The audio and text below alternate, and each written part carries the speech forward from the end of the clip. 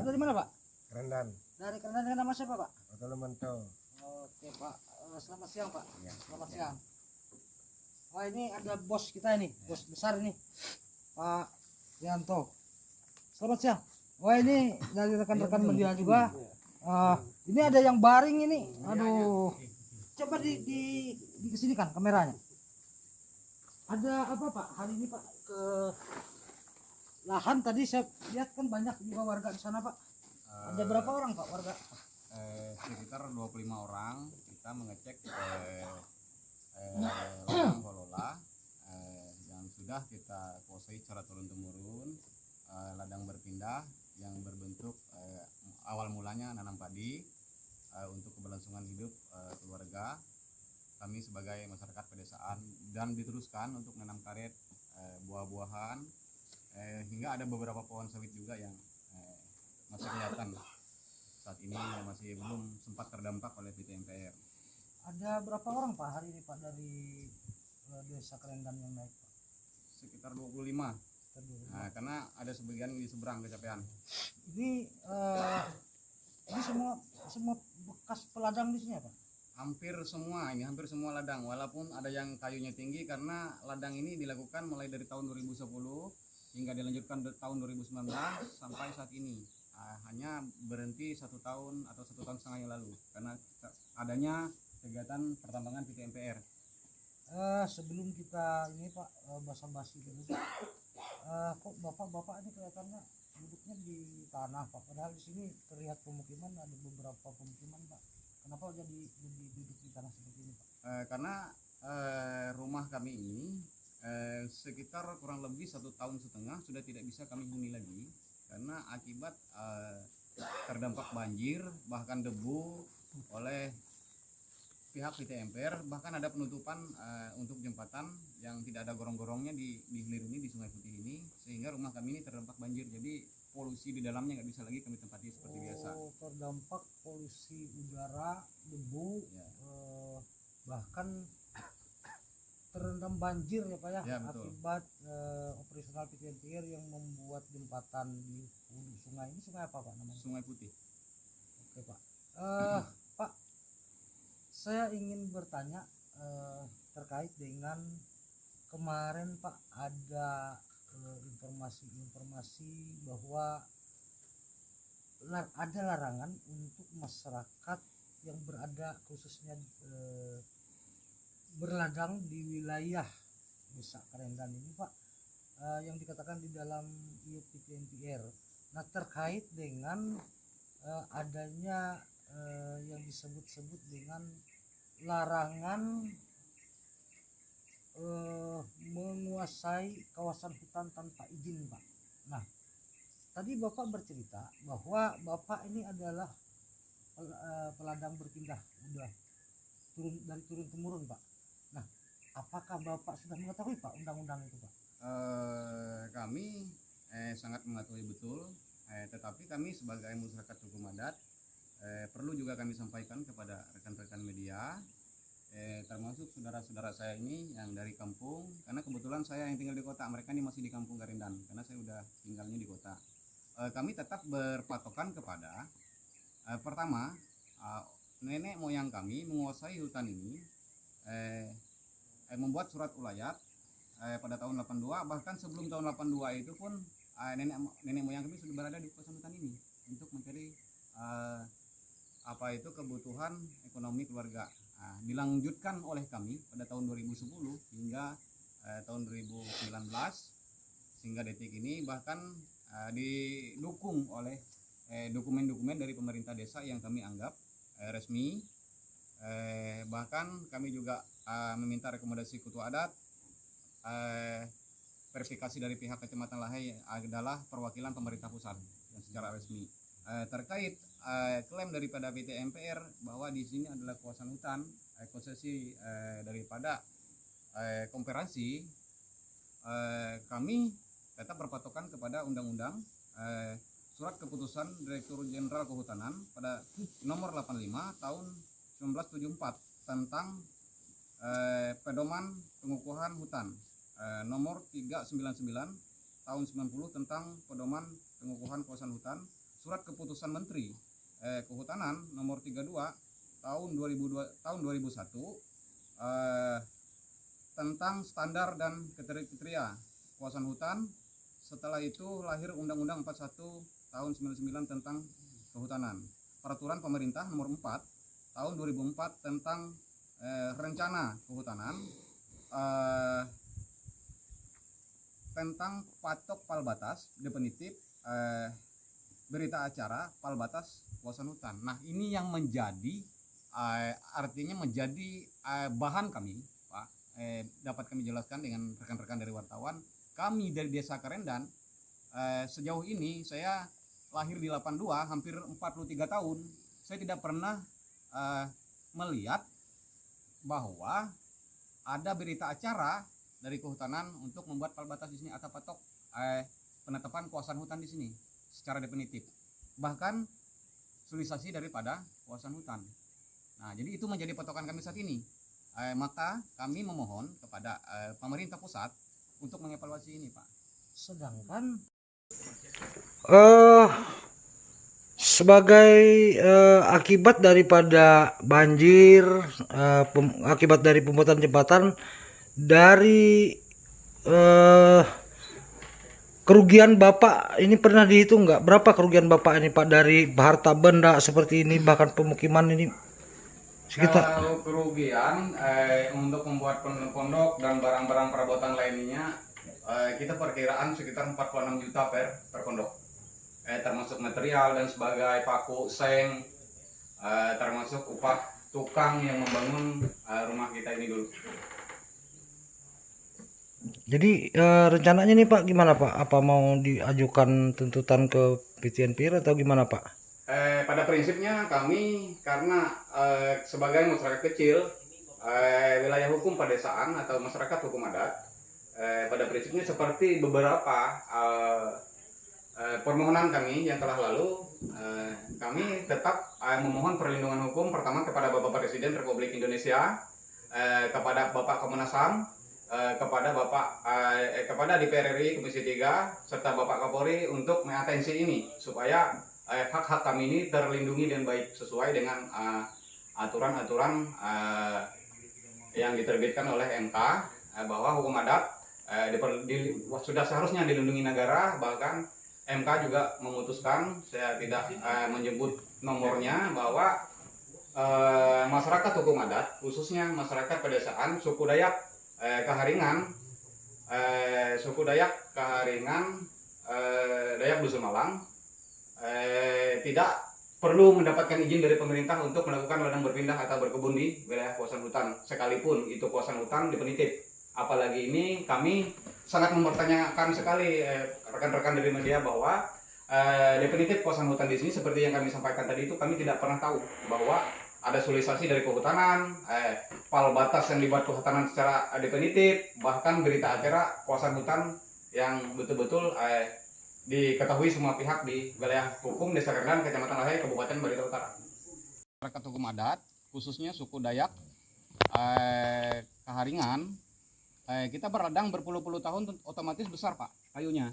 Jadi bukan berkecil, nanti kita tinggalkan 10 tahun membesar seperti buah-buah seperti itu. Jadi di sini sebenarnya hutannya sudah hampir tidak ada, kebun masyarakat itu. Seperti saya bilang, di sini bukan satu orang, saya udah jelas berkali-kali, hampir ratusan masyarakat yang mempunyai kebun di sini. Jadi pada obrolan tadi, Pak, bahwa Bapak tidak pernah mengetahui adanya sosialisasi dari pihak kehutanan yang menyatakan di sini adalah kawasan hutan. Betul sekali, seperti itu. Nah, ada pertanyaan lagi, Pak, bahwa ini sudah jelas, Pak, terlihat pemukiman, Pak.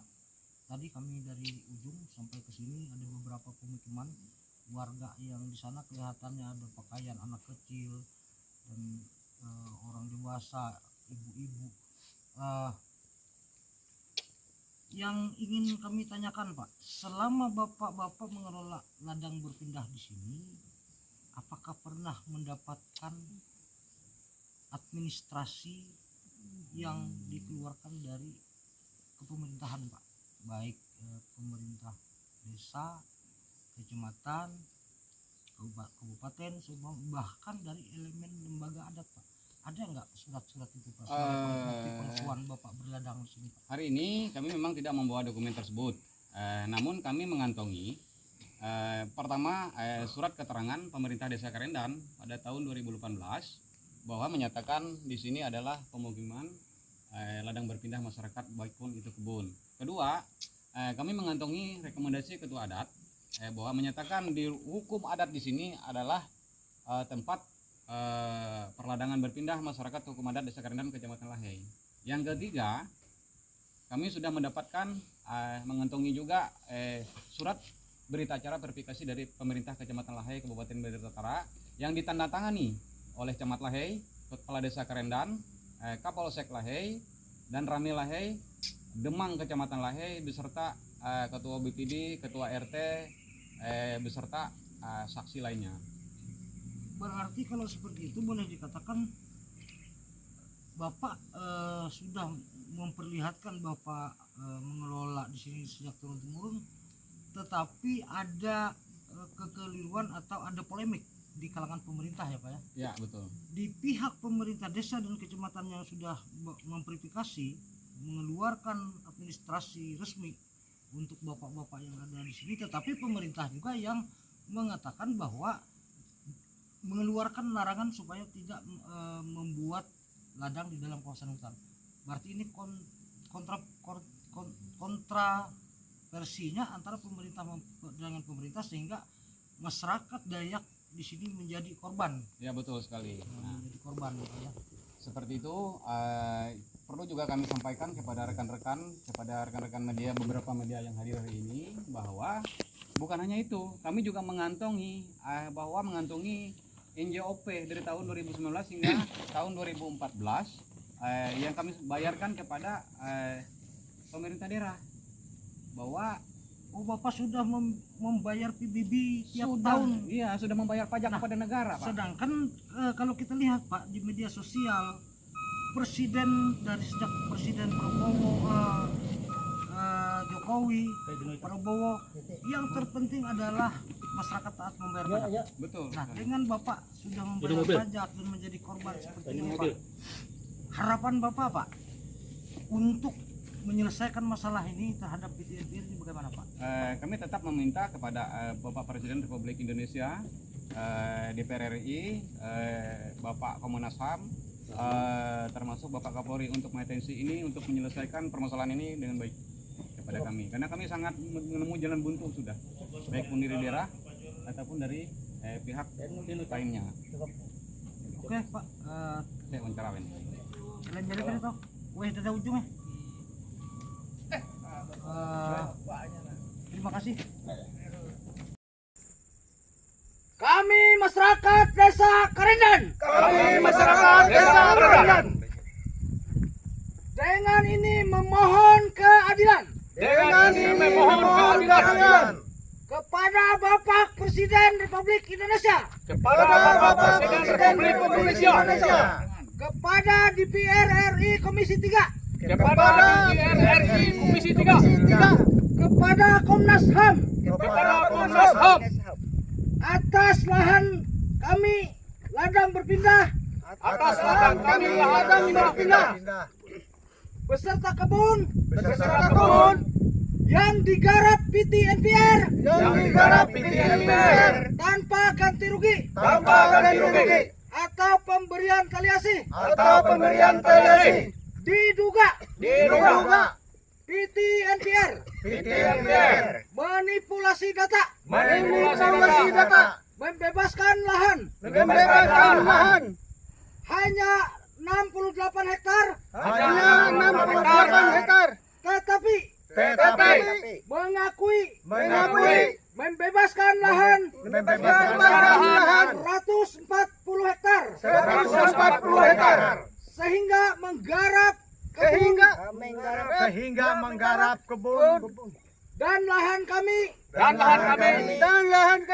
beserta rumah atau pemukiman kami masyarakat Dayak. Demikian pernyataan sikap ini kami serukan untuk didengar semua pihak. Terima kasih. Izin, dengan nama siapa ini? Pada hari ini kami menyampaikan sikap tanggal 4 Juni tahun 2026. Kami meminta kepada pihak MPR agar segera membayar harga lahan atau tali asih. Jangan sampai terjadi insiden seperti yang di Benangan menghilangkan nyawa orang lain. Seperti apa Pak terkait masalah insiden yang di Benangan Pak? Nah begini Pak, masalah itu kan sudah pernah dilaporkan ke Mapolres Berita Utara, namun tidak diindahkan, maka sehingga ada kejadian terjadinya pembunuhan satu keluarga yang di Kecamatan Tebeh Timur itu, masalah lahan. Makanya saya tidak ingin hal itu terjadi di PT NPR ini, karena ini bukan saya sendiri pemilik lahannya, tapi masyarakat banyak. Di grup saya aja ada 68 kepala keluarga yang pemilik lahan itu, ditambah lagi keluarga teman-teman yang lain ini, ada beberapa orang, bahkan ratusan kepala keluarga yang pemilik lahan ini, yang digarap oleh pihak PT NPR yang tidak dibayar tali asihnya. Nah, takutnya saya, karena ini orang banyak, ada kemungkinan ada salah satu orang nantinya yang tidak puas, maka sehingga bisa terjadi hal-hal yang tidak diinginkan seperti yang di Benangan itu. Apakah itu security-nya, apakah itu karyawannya, bahkan pimpinan MPR-nya. Jadi saya tidak tahu, maka justru itu saya minta kepada pihak PT NPR segera menyelesaikan pembayaran tali asih itu kepada kami masing-masing yang punya nama dan SKT di situ, pemilik lahan lah intinya. Itu lahan kelola kami. Kelola turun-temurun dari nenek moyang kami, karena itu ladang yang berpindah-pindah. Bukan seperti di kota hanya sawah tok, punya karena di Kalimantan ini adalah ladang yang berpindah-pindah. Kami kepada pihak PT NPR segera menyelesaikan pembayarannya, tali asihnya kepada kami, supaya hal ini bisa damai dan mereka kerja juga tidak terganggu. Kalau mereka tidak membayar tali asihnya kepada kami, maka kami tetap sampai dimanapun tetap kami tuntut. Ini dengan nama siapa? Hah? Simbolon. Masyarakat warga mana Pak? Karendan. Kalau Bapak? Pak Jaladin. Asli Karendan. Nih. Dengan siapa? Pak Silo. Karendan. Nih. Dan Pak siapa? Pak Ron. Morapari ya? Ya. Izin Pak Ron. Kebetulan di sini ada masyarakat Desa Karendan, ada masyarakat Desa Morapari.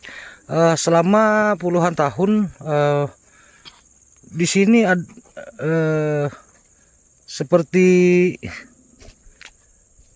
sepertinya ada dari masyarakat yang berbeda desa. Apa pernah ada polemik antara desa atau antara masyarakat terkait dengan perbatasan atau tidak Pak Ron? Tidak. Oh tidak. Artinya antara masyarakat Desa Karendan dengan Desa Morapari selama berladang di sini akur-akur aja seperti. Ya, menurut daripada pemilik ladang di sini ini, apakah ada menentukan tata batas desa atau belum? Ya, belum. Oh, enggak ada mengetahui lah. Tidak pernah mengetahui. Oke Pak. Kalau ini dengan Pak siapa Pak? Dorik. Dengan Pak siapa? Dorik. Oh dari warga mana Pak? Warga banyak. Karendan. Warga Karendan. Kalau Bapak? Karendan. Bapak sudah berapa kali berladang di sini Pak? Lama lah, sudah. Tahun 2019. 2019. Oh, itu banyak sekali berapa orang satu kali membuat ladang itu, persempitan seperti persempitannya Pak?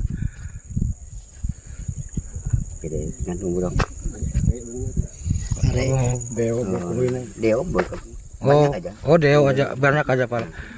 Kalau Bapak orang Dayak mana Pak? Desa Kerendan juga. Dayak mana Pak? Dusun. Dusun? Ya. Dusun Malang. Oh, Bapak Dusun Malang. Ini Pak dengan Pak siapa? Otolemanto, Desa Kerendan juga. Desa Kerendan. Ini Bapak ini sangat kenal kita. Ini sering ketemu Pak. Dulu kami pernah mengambil beberapa kali wawancara di sini. Kelihatannya Bapak ini selalu ada di lokasi. Terkait dengan kejadian hari ini Pak, sebagaimana yang disampaikan oleh bapak-bapak tadi selaku pemilik lahan, adalah pernyataan sikap atau yang kemarin Pak meminta kepada pihak presiden. Nah, Bapak kelihatannya sedikit lebih tua di sini Pak. Dari sini Pak, jarak ke Desa Kerendan itu sekitar berapa kilo Pak? 18 kilo. Oh, sekitar 18 kilo. 18 kilo dari desa itu ke sini Bapak biasa jalan kaki kah, lewat air kah, atau gimana Pak? Untuk Naik apa kah? Naik cek lewat air. Oh, lewat air pakai. Kaki. Oh, Berapa jam jalan kaki ya Pak? Ya, kurang lebih 3 jam lah. kurang lebih 3. Tapi memang Bapak berladang di sini selama beberapa tahun Pak, memang sudah terbiasa. Itu menanam apa saja Pak ladangnya Pak? Ya, karet, Pak. Ada Saya berladang di sini dari awal 2019. Saya tanam kebun karet, padi. Oh, padi untuk Dibawa ke Desa Kerendan untuk makan. Padi. Jadi tiap tahun itu berladang. Tiap tahun. Itu ladangnya menetap di situ-situ atau gimana Pak? Berpindah-pindah lah. Berpindah-pindah. Masa kita di situ-situ. Pak, saya ingin menanyakan terkait adanya yang pada tahun-tahun ini ada penerapan yang dikatakan dalam kawasan hutan. Bapak mengetahui tidak Pak aturan itu Pak? Tidak, Pak. Tidak. Sepengetahuan Bapak, aturan itu mulai diketahui masyarakat sejak kapan Pak? Baru sekarang, Pak. Baru sekarang Bapak mengetahui. Iya. Nah, artinya Bapak selaku masyarakat Dayak yang hidup di ladang belum mengetahui ya Pak ya, ada larangan di dalam kawasan hutan. Kalau Pak, kalau memang benar adanya larangan berladang di dalam kawasan hutan bagi Bapak, menurut Bapak gimana Pak? Atas Lebih dulu, tapi tidak mengetahui aturan-aturan, Pak. kalau Bapak sudah mengetahui, menurut Bapak gimana Pak? Bisa, maksud saya Bapak apa terus berladang atau bagaimana Pak? Garap terus saja untuk cari makan kan. Oke, betul Pak, untuk cari makan. Nah, kalau Bapak Pak izin Pak, apa ada keturunan dari suku lain Pak selain suku Dayak Pak? Tidak ada, Pak. Aslinya Dayak mana Pak? Asli Dayak. Dusun Malang. Dusun Malang saya. Oke Pak, terima Dari kasih. nenek moyang saya dulu Dusun Malang. Tidak pernah berpindah-pindah agama. Saya tanya satu lagi Pak, berapa hektar ladang Bapak yang digarap PTN Pier? Yang punya Bapak aja Pak? 10 hektar. 10 hektar. Berarti kalau biasanya itu dalam 1 tahun 2 hektar ya Pak? Iya, 2 tahun. Berarti 5 tahun Bapak berladang dari 2019 Pak? Iya. Oh, oke Pak. Terima kasih Pak. Ya, oke. Semoga sukses tuntutannya ke Namanya siapa Pak? Sinderson.